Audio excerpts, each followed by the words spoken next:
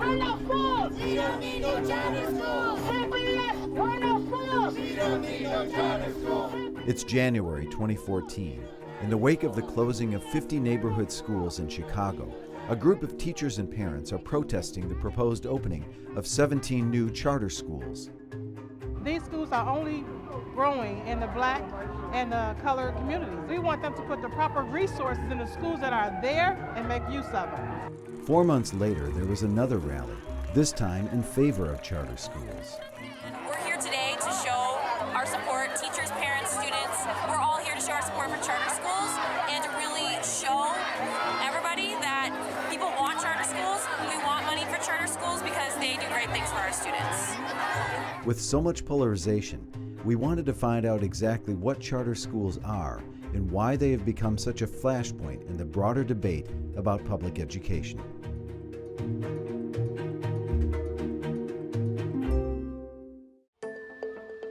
We currently have a battle between two fundamental ideologies for schools.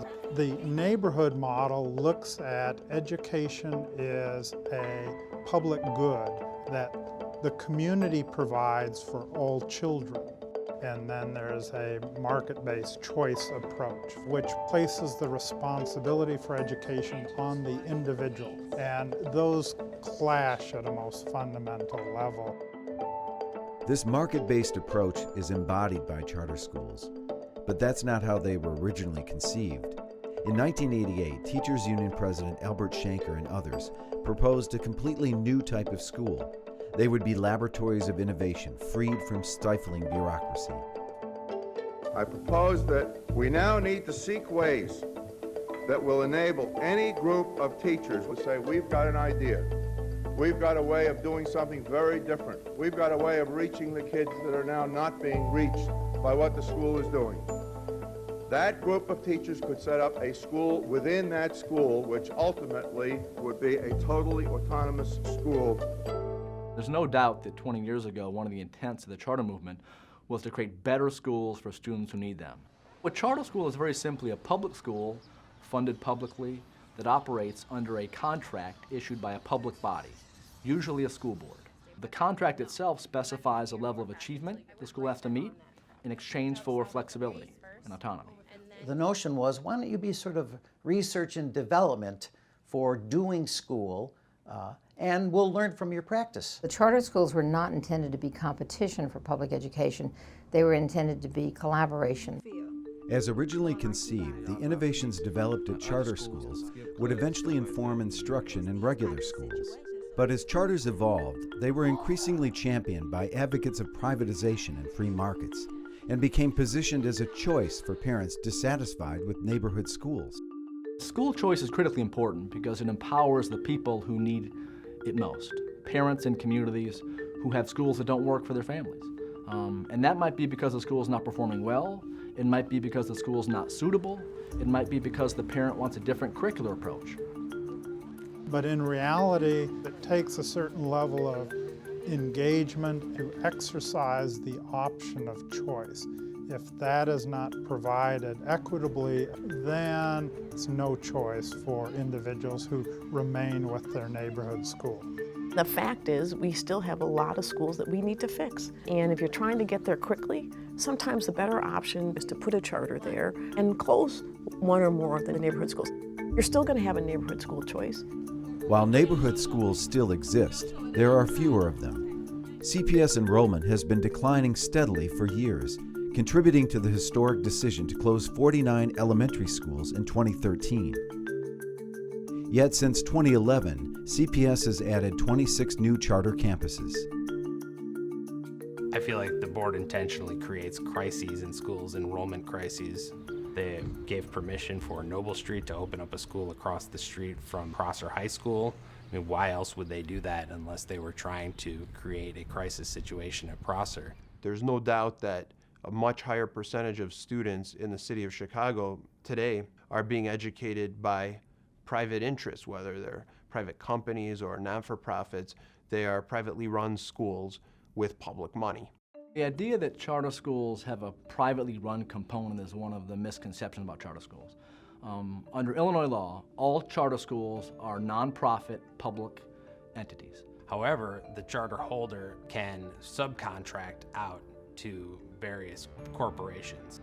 Chicago International Charter Schools subcontracts out the operation of 3 or 4 of its schools to Charter Schools USA, which is a for-profit educational management company from Florida. Charter schools are given a set budget based on the students they enroll, and they can spend that as they see fit, on teachers, on equipment, on field trips, on college counselors, and that's different than traditional schools, where the budget is dictated by a central office down to the school level. One of the appealing aspects of a charter is that in spite of having high accountabilities for outcomes, you have a lot of freedom. We thought, God, wouldn't it be great to have a high school whose sole purpose was to go to an under-resourced community, put together the kind of school that had them not only graduate from high school, but go to and through college. And we've been on that for 17 years now. I want to bring it back to neuroscience. As an adult, my brain should be fully developed physiologically, okay? But his, what's going on with his? A security guard costs $30,000 to $40,000 a year. We want to take that money and channel it back into our students' lives. So we take that money and we invest in programs like Phoenix Rising. And the notion was, why don't we send our kids in high school to colleges and universities around the country that have high-quality program for high school kids? In a regular CPS school, this would have been strangled by the lawyers, but we were free to do it. And it's since grown into a graduation requirement. Hansberry College Prep is an international baccalaureate school, and we're very, very proud to be the only charter in the state of Illinois to offer the diploma program. Our students actually come from all over the city of Chicago, although the greatest number of students come from Auburn Gresham. It definitely is a high-need community. Our school is 89% free and reduced lunch. Because of the flexibility that we have, I am able to hire a full-time social worker. We do have special educators to meet the students' needs, and we're able to offer an advisory program that helps them in their social-emotional development as well. Even though charter schools are only anticipating a 10% increase in their student population, they're getting 12% more in their budget.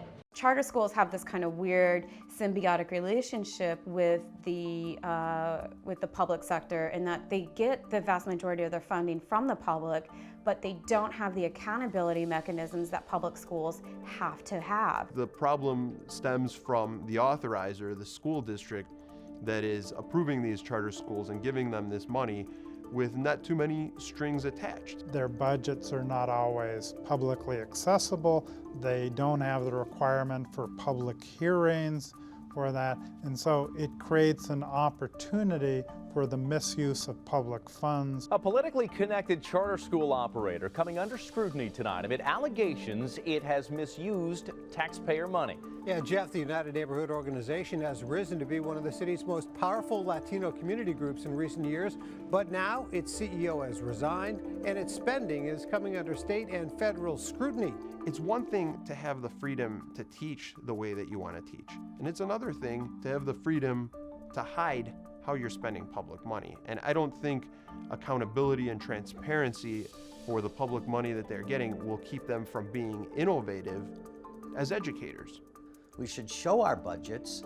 We should say, this is the amount per student we're spending. This is our success rate. This is a very good and healthy conversation. If there are concerns about influence, the public entity can close the charter school after hearings. So we work together with our school board partners and with the state board to make sure charter schools are publicly run and for the public interest.